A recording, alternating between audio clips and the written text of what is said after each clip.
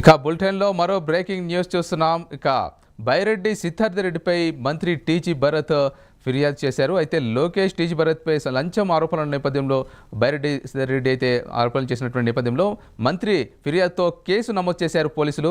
ఇక కర్నూలు 3 టౌన్ పిఎస్లో మంత్రి ఫిర్యాదు మేరకు బైరెడ్డి సిద్ధార్థ రెడ్డిపై కేసు నమోదు చేశారు పోలీసులు. దీనికి సంబంధించి మరిన్ని అప్డేట్స్ మా ప్రతినిధి రామాంజనేయులు అందిస్తారు.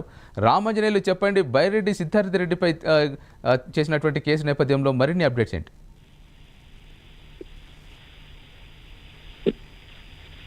రామాంజనేయులు చూసుకోవచ్చు. కర్నూలు 3 టౌన్ పోలీస్ స్టేషన్ పరిధిలో వైసీపీ నేత బైరెడ్డి సిద్ధార్థ రెడ్డిపై అయితే కేసు నమోదైంది. ఏదైతే తన మంత్రి టీజీ భరత్ పై అసత్య ఆరోపణలు చేయడాన్ని ఖండిస్తూ టీజీ భరత్ నిన్న రాత్రి 9 గంటల సమయంలో 3 టౌన్ పోలీస్ స్టేషన్ లో అయితే ఫిర్యాదు చేశారు.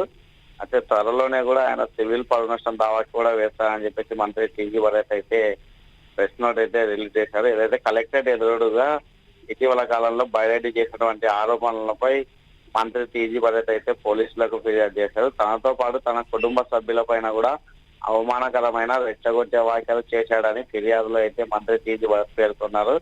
బైరెడ్డి చేసిన వ్యాఖ్యలు అసత్యం, నిరాధారమని మంత్రి టీజీ భరత్ పేర్కొన్నారు.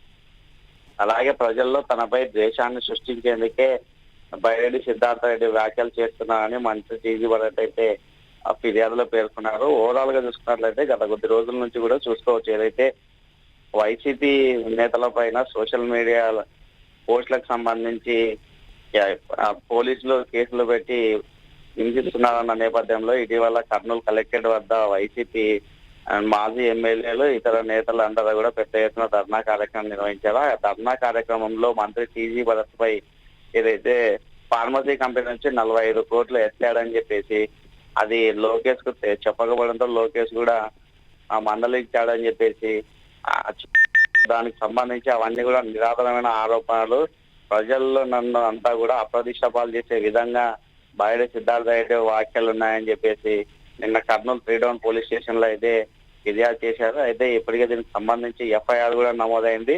అనేక బిఎన్ఎస్ సెక్షన్ల కింద కూడా బైరెడ్డి సిద్ధార్థ రెడ్డిపై అయితే కేసు నమోదు చేశారు. అయితే ఓవరాల్ గా చూసుకోవచ్చు, గత కొద్ది రోజుల నుంచి కూడా కర్నూలులో వైసీపీ టీడీపీల మధ్య ఇప్పటిదాకా మాటల యుద్ధం నడిచేది. అయితే నిన్న రాత్రి 9 గంటలకు మంత్రి టీజీ భరత్ బైరెడ్డి సిద్ధార్థ రెడ్డిపై ఫిర్యాదు చేయడంతో కేసు నమోదైంది. అయితే తదుపరి ఈ రాజకీయ మలుపు అనేది ఏ విధంగా తిరుగుతుంది, ఇది ఇంకా ఎన్ని రోజుల పాటు కొనసాగుతుందో అయితే వేచి చూడాలి. Okay, right, thank you Ramanjaneyulu.